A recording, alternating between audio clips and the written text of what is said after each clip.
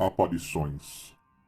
As aparições foram vistas e relatadas ao longo de todas as épocas da humanidade, em todas as terras e em todas as culturas, tanto sofisticadas como primitivas. Elas foram detalhadas por escritores das escrituras dos tempos bíblicos e pelos homens negros Obiá do Haiti, por arcebispos e arquicriminosos, por santos e bandidos, estudiosos e feiticeiros, clérigos e palhaços. A sua própria universalidade atesta sua realidade. É bastante seguro dizer que ninguém viaja muito pela vida sem, mais cedo ou mais tarde, encontrar alguém que tenha tido experiência ou conhecimento direto ou indireto de uma aparição.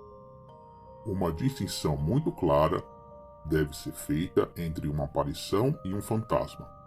Um fantasma aparece recorrentemente em um local que ele habitou durante sua vida.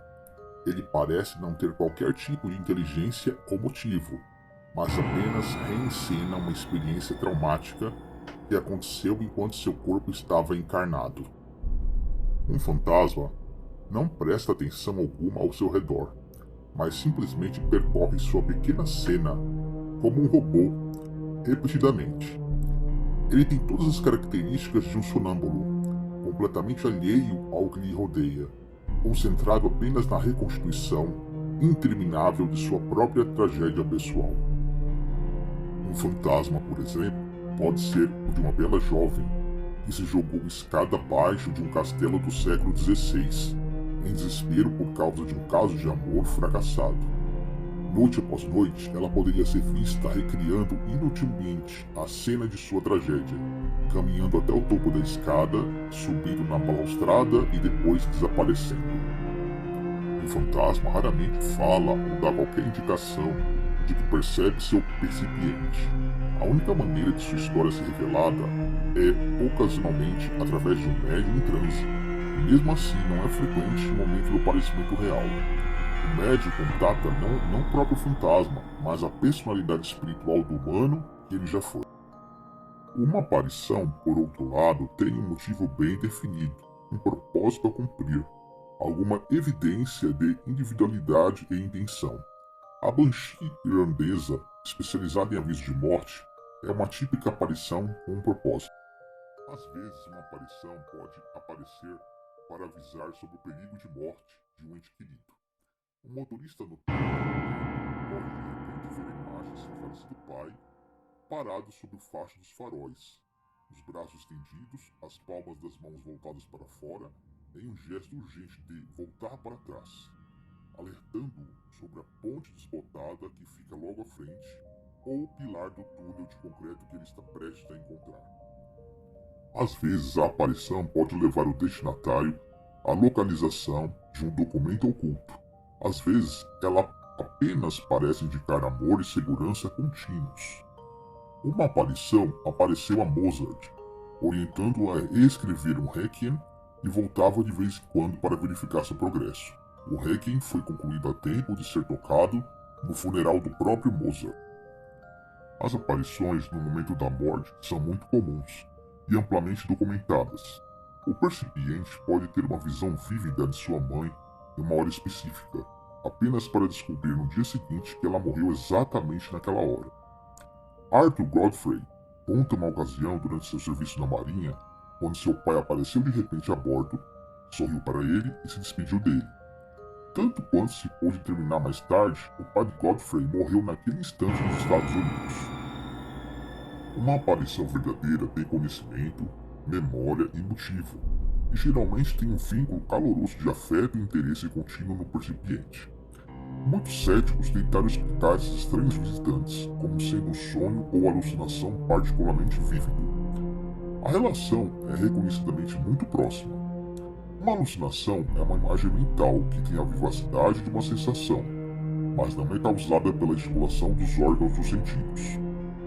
Que existe uma diferença entre alucinações e aparições é estabelecido pela evidência verídica, que pode ser fornecida pela aparição, mas nunca pela alucinação. Uma pessoa percipiente, por exemplo, pode relatar a testemunhas confiáveis que viu um espectro de seu tio George, usando bigode e cavanhaque completos. Ninguém na família jamais tinha visto o tio George além do barbeado, mas quando chega a notícia de sua morte prematura em alguma terra distante, precisamente no momento em que a aparição foi vista, fica estabelecido que o tio George tinha, de fato, deixado crescer o bigode e cavanhaque desde a última vez e teve contato físico com a família. É este tipo de evidência de fatores existentes que são desconhecidos do receptor ou de qualquer outra pessoa ligada à situação, que nega a afirmação comum de que fenômenos como aparições, sonhos precognitivos, etc., são meramente produtos da mente subconsciente.